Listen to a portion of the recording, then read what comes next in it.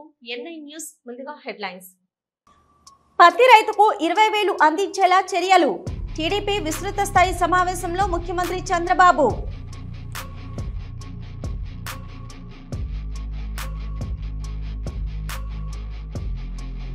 HIV బాధితులకు త్వరలో కొత్త పెన్షన్లు. మంత్రి సీతక్క వెల్లడి.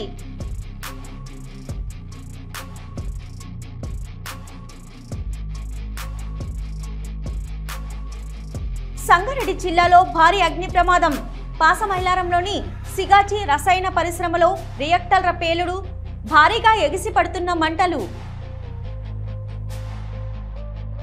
ఇంద్రకీలాద్రి అమ్మవారి ఆలయంలో ఘనంగా ప్రారంభమైన తెలంగాణ బోనాలు. తెలంగాణ నుండి బోనాలు సమర్పించిన హైదరాబాద్ ఉమ్మడి దేవాలయ ఉత్సవ కమిటీ. శ్రీవారిని దర్శించుకున్న సినీ నటుడు మాధవన్, సినీ గాయకుడు రాహుల్. స్వాగతం పలికి దర్శన ఏర్పాట్లు చేసిన టీటీడీ అధికారులు.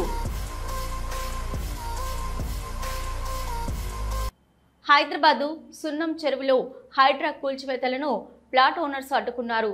జేసీబీలకు అడ్డుపడడంతో వారిని పోలీసులు అదుపులోకి తీసుకున్నారు. మావి రిజిస్టర్ భూములు. 1956 నుంచి మాకు పత్రాలున్నాయి. రాష్ట్ర ఉద్యోగుల గృహ నిర్మాణ కోఆపరేటివ్ సొసైటీ విక్రయిస్తేనే కొనుగోలు చేశామని వారన్నారు. శర్లింగంపల్లి మండల్ గుట్టల బేగంపేట సర్వే నెంబర్ 12, 13 మొత్తం 23 ఎకరాల లేఅవుట్ 230 ప్లాట్ ఓనర్స్ ఉన్నాం. ప్రతి ఏడాది జిహెచ్ఎంసీకి పన్ను కడుతున్నాం. మరి హైడ్రా ఏ విధంగా మా భూములు లాక్కుంటుంది? మాకు ఒక నోటీస్ కూడా లేదు. ఇక కోర్టులో పోరాడుతున్న వారిని మాత్రం ఇబ్బందులు పెడుతున్నారు. 2021లో గ్రీన్ ట్రిబ్యునల్కి ప్రభుత్వమే ఇది 15 ఎకరాలు సున్నం చెరువు అని రిపోర్ట్ ఇచ్చారు. చెరువు అల్లాపూరు బాలానగర్లో ఉండగా శేర్లింగంపల్లిలో ఉన్నట్టు చూపిస్తున్నారని అన్నారు. ట్రిబ్యునల్కి ఇచ్చింది GO number 163 of 2021 special secretary of government Telangana irrigation and commercial area developments.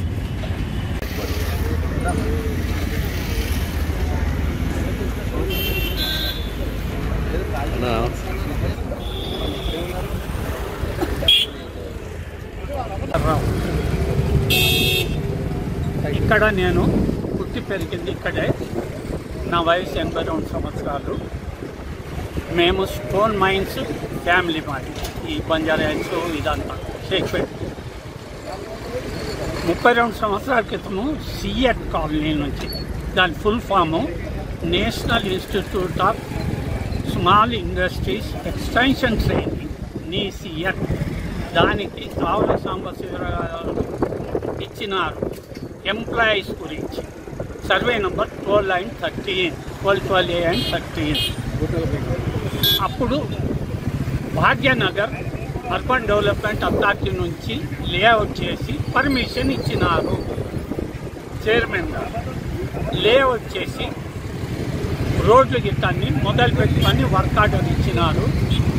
మొత్తం ఈ రోడ్లన్నీ, ఈ ఫేస్ లేదు ఇక్కడ, రోడ్లన్నీ తయారైనాయి. ఏదో ఫైనాన్షియల్ ప్రాబ్లం వల్ల మధ్యలో ఆగిపోయింది.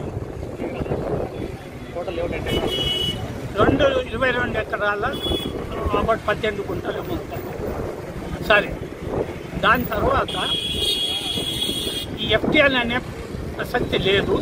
అప్పటి నుంచి కూడా ఇంతవరకు ఈ రోజు వరకు చెంబడు నీళ్లు కూడా ఇక్కడ నిలబడ్డ స్టాగ్నెట్ అయ్యి చెరువు నుంచి మా దగ్గరకు వచ్చింది లేదు, ఎఫ్టీఎల్లో రాలేదు. కాబట్టి గవర్నమెంట్ మాకు అన్ని పర్మిషన్లు ఇచ్చింది. గవర్నమెంట్ మాకు ఇల్లు కట్టుకోనికి, ట్యాక్స్ తీసుకోనికి అన్ని చేసింది. 2014లో జరిగిన నాటకం. ఇరిగేషన్ డిపార్ట్మెంట్ వాళ్ళు దీన్ని కొండ హై లెవెల్ నుంచి కూడా దీన్ని ఎఫ్టీఎల్లో పెట్టినారు. కాకినాడ పెద్దాపురం మరిడమ్మ జాతరలో గంజాయి బ్యాచ్ హల్చల్ చేసింది. అశ్లీల నృత్యాలతో రెచ్చిపోయారు యువకులు. గంజాయి మద్యం మత్తులో ఒకరిపై ఒకరు దాడి చేసుకున్నారు. ఇటుక బ్లేడ్లతో విచక్షణ రహితంగా రక్తమోడేలా చావు బాదుకున్నారు యువకులు. పరిస్థితిని అదుపు చేసిన పోలీసులు గంజాయి బ్యాచ్ పై కేసులు నమోదు చేశారు.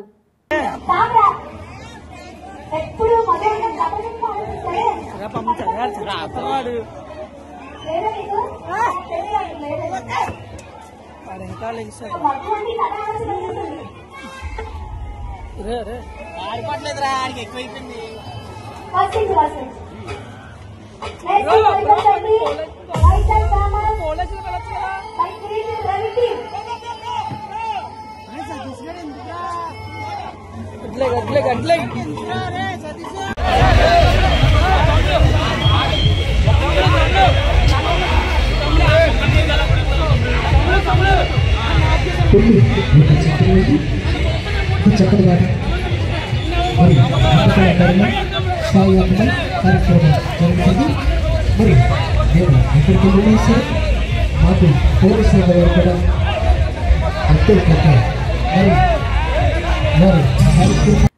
Railway GRP SI Rana Pratap భార్య రాజేశ్వరి 34 సంవత్సరాలు పురుగుల మందు తాగి చికిత్స పొందుతూ మృతి చెందింది.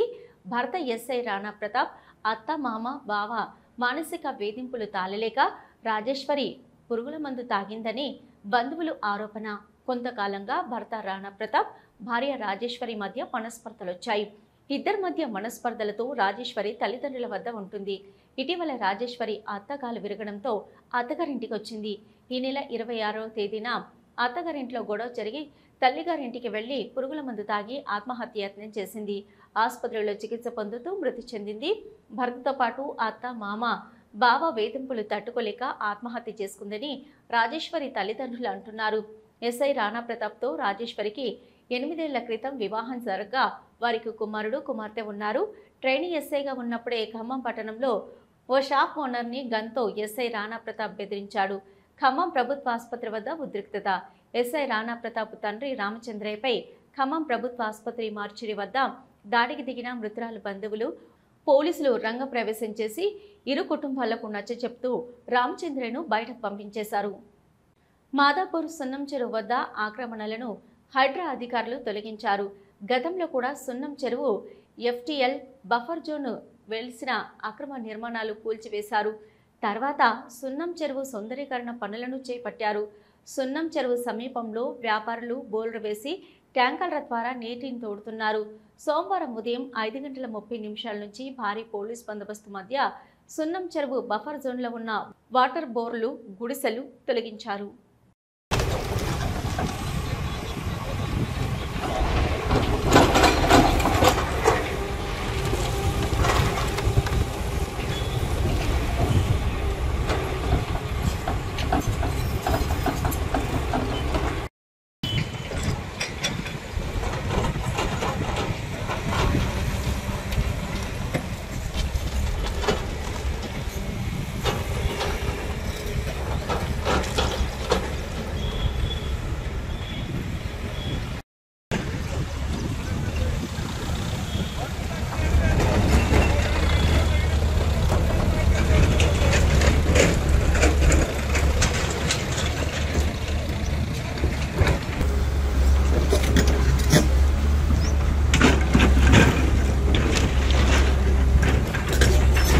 హైదరాబాద్ సున్నం చెరువు దగ్గర జరుగుతున్న హైడ్రా కూల్చివేతలను శేర్లింగంపల్లి ఎమ్మెల్యే అరికెపూడి గాంధీ అడ్డుకున్నారు.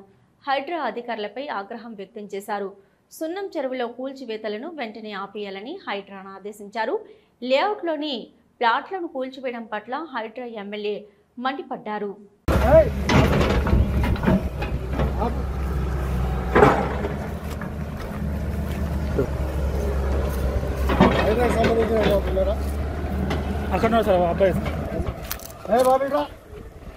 రావాలా, ఇటు పక్క నీళ్ళు అటు పోవాలా, ఫ్లో అనేది ఆపకూడదనే ఉద్దేశంతో ఇన్కమింగ్ నవభారత్ నగర్, మాదాపూర్, కాకతీయ హిల్స్, అటు Kukatpally, Jubilee hills out flow అంతా కూడా సున్నం చెరువులోకి వస్తుంది.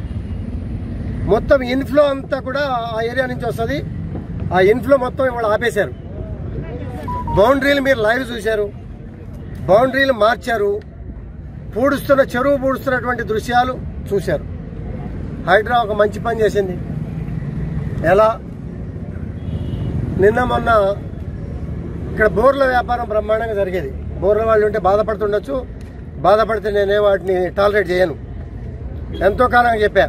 నిన్నే ఒక బ్రహ్మాండమైనటువంటి 4 ల్యాబ్లలో రిపోర్టు, ఈ నీరు కనుక మీరు తాగితే గుండె జబ్బులతో, లివర్తో, కిడ్నీలతో బాధపడి చనిపోతారు తప్పించి బతకరు ఈ నీళ్లు తాగుతాయని చెప్పి బ్రహ్మాండమైనటువంటి మీ ఛానల్స్ ద్వారా రిపోర్ట్ ఎక్స్పోజ్ చేశారు.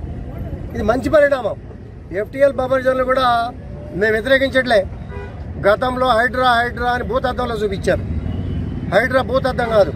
పెద్దాపురం శ్రీ శ్రీ శ్రీ మరిడమ్మ అమ్మవారి జాతరలో అశ్లీల నృత్యాల ప్రదర్శన జరిగింది. అమ్మవారి జాతరలో ఇలాంటి అశ్లీల నృత్యాలు ప్రదర్శించడంపై ప్రజలు విస్మయం చెందుతున్నారు.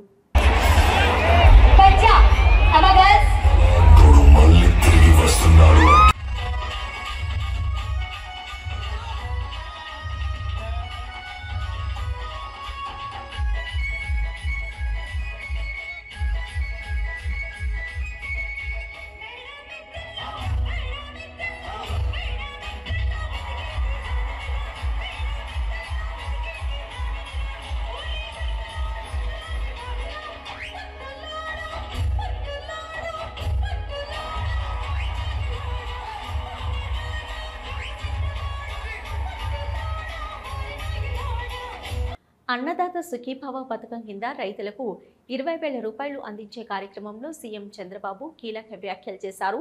వచ్చే నెల కేంద్ర ప్రభుత్వం పీఎం కిసాన్ డబ్బులు జమ చేస్తుంది. అది వచ్చిన మనం కూడా అన్నదాత సుఖీభవ పథకం డబ్బులు జమ చేస్తాం. కేంద్రం 3 విడతల్లో అందించే సమయంలో మన పథకం డబ్బులు కూడా అందిస్తాం. ప్రతి రైతుకు 20,000 రూపాయలు అందేలా చర్యలు తీసుకుంటున్నామని టీడీపీ విస్తృత స్థాయి సమావేశంలో చంద్రబాబు తెలిపారు. రాష్ట్రంలోని HIV బాధితులకు త్వరలో కొత్త పెన్షన్లు మంజూరు చేస్తామని మంత్రి సీతక్క తెలిపారు. 13,000కు పైగా దరఖాస్తులు పెండింగ్లో ఉన్నాయని, వాటిని పరిశీలించి ఆర్థిక శాఖకు పంపుతామని, ఆమోదం లభించగానే పెన్షన్లు మంజూరు చేస్తామన్నారు. కాగా రాష్ట్రంలో ఇప్పటివరకు 36,000 మంది HIV బాధితులకు పెన్షన్ లభిస్తుంది. ఇకపై కొత్త వారితో కలుపుకొని దాదాపు 50,000 మందికి పైగా ఆర్థిక సాయం అందనుంది. మధురవాడ మారిక వలస రాజు గృహకల్ప కాలనీలో కలకలం. చెత్తబుట్టలో నెలలు నిండిన పసికందు మృతదేహం లభ్యం.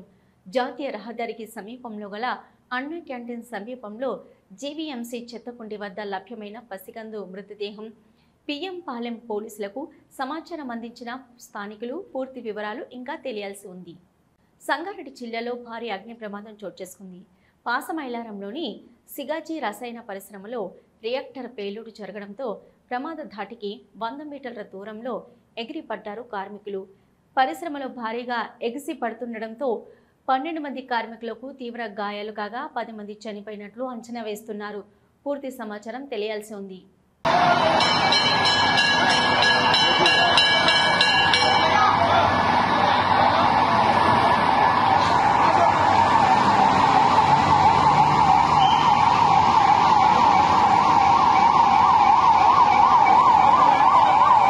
తిర్చానూరు వద్ద గుర్తు తెలియని దుండగులు కొద్ది రోజుల క్రితం ధ్వంసం చేసిన ఆది వారాహి అమ్మవారి ఆలయాన్ని బీసీవై అధ్యక్షులు బోడి రామచంద్ర యాదవ్ సోమవారం ఉదయం పరిశీలించారు. తర్వాత ఆయన మాట్లాడుతూ ఇసుక దోపిడీకి అమ్మవారి ఆలయం అడ్డుగా ఉందని ధ్వంసం చేశారు. ఈ దుశ్చర్యపై చర్యలు తీసుకోకపోవడంతో మరో 2 రోజుల తర్వాత నాగల్లమ్మ ఆలయాన్ని ధ్వంసం చేశారు. హిందూ ఆలయాలు, హిందూ ధర్మం, హిందూ పండుగలపై దాడులు జరుగుతున్నాయి. వారాహి దేవాలయ నిర్మాణానికి అనుమతులిచ్చి ప్రభుత్వమే ఆలయం నిర్మాణానికి పూనుకోవాలి. ఈ వివాదానికి కారణమైన వారిపై చట్టపరమైన చర్యలు తీసుకోవాలి. ప్రభుత్వానికి వారం రోజుల్లో గడువిస్తున్నాం, స్పందించకుంటే ఉద్యమిస్తామని అన్నారు.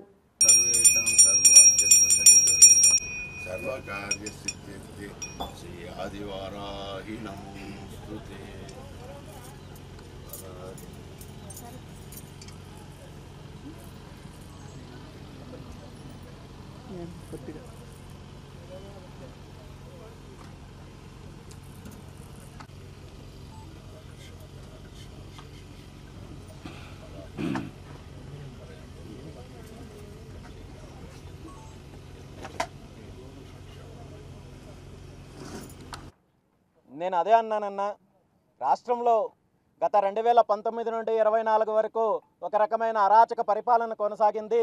రాష్ట్రంలో ప్రతి ఒక్క వర్గం పైన దాడులు జరిగాయి, అన్యాయానికి గురయ్యారు. హిందువులకు కావచ్చు, పండుగలకు సంబంధించి కావచ్చు, దేవాలయాలకు సంబంధించి కావచ్చు. ఆ అరాచకాన్ని భరించలేకే రాష్ట్ర ప్రజలు కూటమి ప్రభుత్వానికి అధికారంకి ఇస్తే వీళ్ళు ఇంకొక అడుగు ముందుకు వేసి వీళ్ళ అవినీతికి ఎక్కడెక్కడ ఏమేమి అడ్డం వస్తే వాటన్నిటినీ కూడా విధ్వంసం చేసుకుంటూ వెళ్ళే కార్యక్రమం చేస్తున్నారు. దీన్ని ప్రశ్నించాల్సిన ప్రతిపక్ష నాయకుడు ఈరోజు రోడ్ల మీదకి వచ్చి బల ప్రదర్శన చేసుకుంటూ జనాలను చంపే కార్యక్రమం చేస్తున్నారు తప్ప రాష్ట్రంలో జరుగుతున్న అవినీతి కార్యక్రమాలపైన కానీ ప్రజా వ్యతిరేక విధానాలపైన కానీ దేవాలయాలకు సంబంధించిన ఏదైతే విధ్వంసాలు జరుగుతున్నాయో వీటిపైన కానీ ప్రతిపక్షం స్పందించే పరిస్థితుల్లో లేదు. ఖచ్చితంగా ఈ విషయంలో ప్రభుత్వం ఇప్పటికైనా కళ్ళు తెరవాలి. ఖచ్చితంగా జరిగిన తప్పులను సవరించుకోవాలి. ఎవరైతే తప్పు చేశారో వాళ్ళ మీద చర్యలు తీసుకోవాలి. మళ్ళీ ఇలాంటి తప్పులు జరగకుండా పునరావృతం కాకుండా ప్రభుత్వం చర్యలు తీసుకోవాలి. ఖచ్చితంగా తీసుకున్నట్లయితే దీని మీద పోరాటం చేద్దాం. ఇంద్రకీలాద్రి అమ్మవారి ఆలయంలో ఘనంగా ప్రారంభమైన తెలంగాణ బోనాలు. తెలంగాణ నుంచి బోనాలు సమర్పిస్తున్న హైదరాబాద్ ఉమ్మడి దేవాలయాల ఉత్సవ కమిటీ 500 మంది కళాకారులతో మేళతాళాల నడుమ మంగళ వాయిద్యాలతో ప్రారంభమైన బోనాలు. ప్రతి ఏడాది ఆషాఢ మాసంలో మొదటి బోనం దుర్గమ్మకు సమర్పించడం ఆనవాయితీ.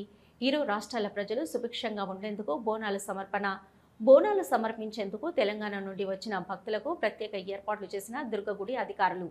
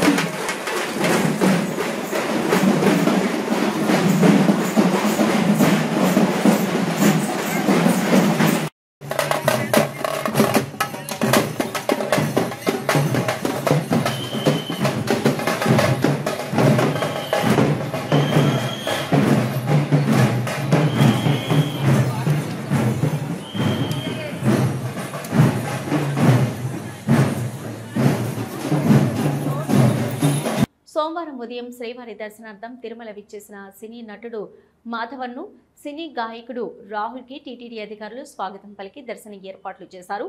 దర్శనం అనంతరం ఆలయంలోని రంగనాయకుల మండపంలో వేద ఆశీర్వచనం అందించగా అధికారులు తీర్థ ప్రసాదాలు అందజేశారు. ఇవి ఇప్పటివరకున్న అప్డేట్స్. చూస్తూనే ఉండండి న్యూస్.